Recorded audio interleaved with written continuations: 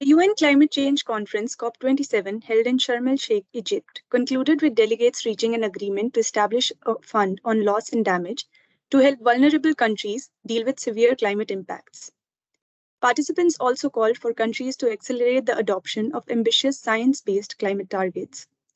But the talks concluded without new, strong language on curbing greenhouse gas emissions. The discussion also failed to ensure developing countries that funding for adaptation is ramping up fast enough to double by 2025. We speak with members of the Climate Program at WRI-India, Ashwini, Deepthi, and Subrata, to help us parse through the key developments at COP27 and how they translate for India. My first question is to you, Deepthi. While India's proposal for phasing down of all fossil fuels was not agreed upon, it seems to have triggered a larger conversation about the need for mitigation measures to keep the 1.5-degree goal still relevant. What role does establishing intermediate milestones play with respect to all of these issues and with respect to the ambitious NDCs? Thank you, Aditi. So yes, you're right that the text on phasing down all fossil fuels did not make it to the draft cover text. But globally, the latest science tells us that we are currently not on track at a global level to be within a temperature rise of 1.5 degrees Celsius by the end of the century. In fact, but then not all hope is lost, because in a best case scenario where all the current unconditional NDCs and net zero targets are met, we can limit the temperature rise to 1.8 degrees Celsius. But essential to doing this is to ensuring that we achieve this optimistic scenario is the alignment of the 2030 NDC targets with the long-term net zero targets. So coming to India, our modeling indicates that for a low carbon development pathway that is consistent with the net zero 2070 target, India will need to deploy a host of decarbonization measures across all sectors. And one of the key elements of these decarbonization measures is the large scale electrification, even by 2030 across all sectors. So as of June 2022, India's non-fossil capacity was at about 168 gigawatt, but the updated NDC target of reaching 50% non-fossil fuel capacity will require that the non-fossil capacity increase to about 300 to 400 gigawatt, depending on how fast the economy grows. And the retirement of coal would be an important lever to increase the share of non-fossil sources in the electricity mix. And one other important aspect would be enabling measures such as the grid support in the form of battery storage, expansion of transmission, and grid flexibility mechanisms for increasing the share of variable wind and solar generation in the electricity mix. So we still have some ground to cover to meet the 2030 target. The good news is the long-term strategy launched at COP27 affirms the long-term goalpost of 2070 for achieving net zero emissions. And more importantly, it lays down a sectoral approach for policy actions and acknowledges the need for a just transition and reskilling measures for the affected sectors in this transition. So detailed sectoral implementation roadmaps with near-term milestones would be essential to unlocking the emissions reductions which are required for a net zero 2070 pathway. Thank you, Deepthi. For our next question, I would go to Ashwini. After missing their Friday night deadline, negotiators were finally able to reach conclusions on one of the most difficult agenda items, the decision to set up a loss and damage facility. Why is loss and damage important? What does it mean for developing countries like India? And what are some of the questions about the fund that remain to be answered? Thanks, Aditi. So let me first begin by giving a very short sort of introduction on what is loss and damage. So loss and damage refer to the climate change induced losses in losses of life, land, even income, biodiversity, or ecosystem services, or to the damages to health, homes, property, and other such rebuildable infrastructure.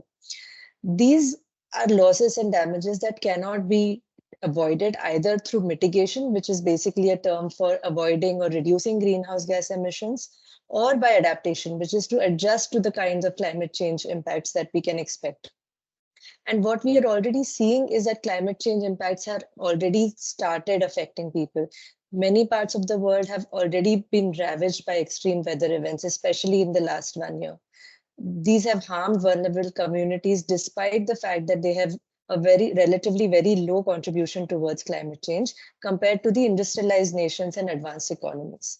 So in this context, COP27 decision on establishing a loss and damage fund as well as institutionalization of the Santiago network can be viewed as a breakthrough, especially because this is a result of a decades long resistance from developed countries against any sort of compensation or liability, right? And it is also significant as a first step towards ensuring that there's climate justice and global solidarity on the reality of climate impacts that we are already seeing and that we can expect to see in the future, even with a low warming target being met. However, there are several questions that still need to be answered before the fund can actually deliver what vulnerable communities might need. So the first question that needs to be answered is who pays? Now, there has been a lot of resistance, which I mentioned, and essentially what we have ended up with is that the language on who pays is quite non-specific. And in fact, the text actually calls upon to widen the sources, which is presumably to include developing countries such as China and India who are capable to pay, as well as multilateral banks or even the private sector. The second question that needs to be answered is who are the beneficiaries? Here again, there have been several iterations on whether all developing countries could be beneficiaries, whether the most vulnerable could be beneficiaries. And eventually the final text actually says that the beneficiaries would essentially be developing countries that are particularly vulnerable to climate impacts. Now, this is a terminology that essentially does not exclude anyone, but also tries to prioritize countries that may need the fund the most. So this is a welcome change in that sense. Thank you, Ashwini. For the next question is for Subrata. There has been a lukewarm response to mitigation and ambition at COP this year. With the 1.5 degrees Celsius goal seeming farther than ever, how does the lack in ambitious mitigation and emission targets fare for the global response to the worsening climate crisis? Thanks, Aditi, for the question. Let me just start with the mitigation work program that was conceptualized at COP26 in Glasgow to urgently scale up mitigation ambition and implementation. Now, interestingly, the final text that has been agreed at COP27 does not have any linkages to COP26, which basically removed any aspects of monitoring the progress on the pledges that were made by the countries at COP26. Further, the mitigation work program will not impose any new targets or goals, recognizing the nationally determined nature of all the countries. The final text also did not agree on the year by which the global emissions would peak. What we got as bright spots are that A, the mitigation work program will inform the COP decisions. B, the implementation of mitigation work program will start immediately and would inform the annual high-level ministerial roundtable to strengthen the pre-2030 climate targets and implement them. And C, the mitigation work program will hold global dialogue among parties with a focus on identifying investment opportunities and means to overcome access to climate finance. Now, these are all great developments, but unfortunately for many countries and observer parties even, the text on the ambition was not ambitious enough. What was rather disappointing was the response from the parties to the call for ambition at COP26, where we saw merely 30-odd countries responsible for 1/5 of the global share of emissions submitting their revised or updated indices. Thank you, Subrata. So the next question is also for you. Climate finance emerged as one of the most contentious issues at COP27. What does climate finance mean in terms of climate justice and the discussions that happened around it? What do you think are the shifts needed in climate finance to support developing countries? Well, finance has always been tricky, and the fact that it is cross-cutting with a lot of other agenda items complicates the matter even more. And to corroborate this, we still do not have a definition of climate finance within the UN system, even when the developing countries such as India, Kenya, South Africa, like-minded developing countries, African group, least developing countries, etc., requested for this and was subsequently blocked by the developed country parties including US, Canada, Japan, EU, Norway, to name a few. Now, one of the key negotiation agenda items was the mobilization of annual sum of 100 billion US dollars since 2020, a target that is yet to be met by the developed countries. COP27 cover text simply expresses the concern that this target is not met, and it seems like this target will not be met until the end of next year. To make matters worse, there were efforts to water down the COP26 commitments to double the adaptation finance for developing countries from its current level of about 20 billion US dollar per year. Thankfully, these backtracking efforts did not yield any results, and the adaptation finance is safe for now. The discussion on new collective quantified goal on finance, which refers to the post-2025 finance, also failed to yield any substantial result at COP27 and were deferred till COP's session in 2023 and 2024. So there is an ambiguity if we will see any significant progress on this agenda item in the near future. The only outcome, if I may call it, is the call on the shareholders of the multilateral development banks and the international financial institutions to revise their visions, develop new instruments, make climate finance accessible to those who need it to address the climate crisis, and scale up the climate finance significantly. So my next question is to both Ashwini and Subrata. Another contentious issue on the agenda this year was that of the rules negotiating carbon markets under Article 6 of the Paris Agreement and their implementation, more importantly. What developments took place on this issue at COP27 and how will these affect India and the Global South? So the Article 6 of the Paris Agreement is easily one of the most contentious as well as the most technical parts on the table. What it does is it lays out cooperative approaches to meeting the global climate goal through trading of emissions reductions. In particular, the Article 6.2 under the Article 6 refers to trading of ITMOs or internationally traded mitigation outcomes between countries to meet their own Paris Agreement goals or their NDCs. While the Article 6.4 establishes an international carbon market, which is called as a Sustainable Development Mechanisms or SDM. This sustainable development mechanism aims to facilitate a market for emissions reductions from projects that can then be sold towards meeting national climate goals or meeting regulatory compliances. Now, while the broad rules of the Article 6 under the Paris Rulebook was completed in COP26 in Glasgow, which itself was after much delay and negotiations, the focus in COP27 was essentially on defining the operational requirements, procedures, in order to implement Article 6 mechanisms, while also ensuring that the reductions achieved are real, permanent, traceable, and that they avoid double counting. Now, under Article 6.2 in particular, one of the important topics on the agenda was on the reporting requirements, what needs to be reported and what could be kept confidential. Now, the final text that came through allows any information that parties choose to be kept confidential. And while the text suggests to parties that they need to disclose the basis for this confidentiality, the language used, which uses the term should, does not actually mandate or require parties to do so. And this is a huge setback because transparency and accountability for transactions under Article 6.2 are important. And this can render the entire expert review process inconsequential and also risk the integrity of the reductions that are being claimed, as well as a confidence in market-based approaches. Request Subrata to take over on that. Article 6.4 is about creating a new international carbon market, which will allow the parties to trade carbon credits, also known as Article 6.4 emission reductions, for the use to meet the national climate targets or for other purposes.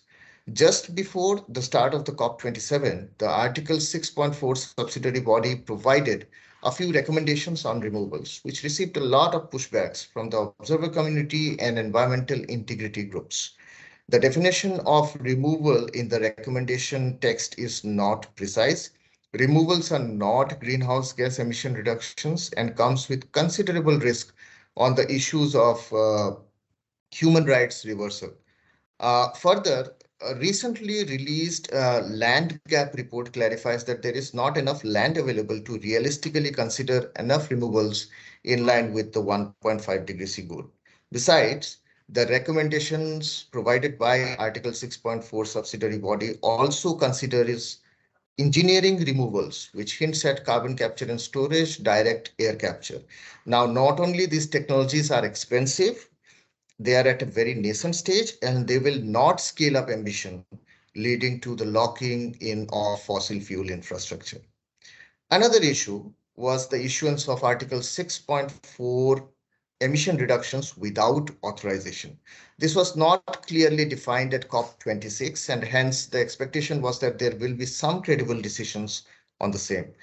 Non-authorized emission reductions were also left out of corresponding adjustment at COP26, which left the doors open for double counting. COP27 could not manage to shut the door completely, but coined a new term called mitigation contribution emission reductions, which basically means that these credits can be used to meet host parties' own domestic climate targets. So using these credits for any other purposes would amount to double counting. Lastly, there was a proposal by Philippines that the projects that leads to emission avoidance should be included in both Article 6.2 and 6.4 mechanisms. This was blocked by the developed parties, including UK and Environmental Integrity Group, represented by Switzerland. Substa has now been requested to conduct expert technical dialogues on the issues of emission avoidance and the conservation enhancement activities. Thanks, Subrata. So the final question is for all three of you. Considering that this COP was supposed to be the COP of implementation, and based on the discussions that happened at the conference, could you share the key takeaways and concluding remarks for this year's COP? All three of you. Deepthi, why don't you go first? Thanks. Yeah, so in the spirit of the implementation of COP, I think one of the most welcome additions for me in the agreement this time was the establishment of a just transition work program. But this is something which is very essential for all countries, both developed and developing. But however, we need further work on the modalities of how this program will be operationalized at a country level. So I think two key aspects are essential to keep in mind for future discussions on this. One is the integration of indicators for measuring just outcomes of the transition into financing plans, such as the Just Energy Transition Partnership or the JETP, which is currently underway and has been finalized for Indonesia during COP. Moreover, it is important to clarify the share of grants in such plans to ensure that the financing is not just financing the energy transition by way of clean energy projects with a return on investment, but can actually be used for the intended purpose of mitigating the adverse distributional impacts of the transition. And secondly, there needs to be a clear consultative mechanism to keep all stakeholders, including labor groups and marginalized communities, and not just limited to the policymakers and the technical community. And this would be quite essential for developing a country-level understanding of what a just transition means for each country, and also important for channeling the funds within these programs. Despite some of the underwhelming outcomes that we have seen, this COP was perhaps the first one to recognize and note the right to clean, healthy, and sustainable environment. It was the first one to also mention things like food, nature-based solutions, sustainable lifestyles in the decision text, and emphasize the need for just and equitable transition in the final decision. The outcome on loss and damage, of course, is also a testament to what civil society and non-state actors can do, what small countries can do when they work together and demand for what they think is right. And finally, as every year, there's always a flurry of expectations and wish lists pre-COP, and there is always a lot of disappointment post-COP. But everything put together, I still think that this COP could have delivered more progress, but it didn't. And so we just have more work to do for the next year? Before the start of COP27, there has been a lot of discussion with respect to loss and damage, and it has led up from the outcomes of the COP26. What we have achieved at COP27 is remarkable from the point that the loss and damage fund has been agreed upon, and the operationalization of the Santiago network is also agreed upon. And it is particularly important given the fact that these agenda items were not there when the COP started at the first place. So it's obviously a great win for all the vulnerable countries. But what we have done is we have left a lot of things that we need to work on for the next COP and the intersessional that will happen in June 2023 in Bonn.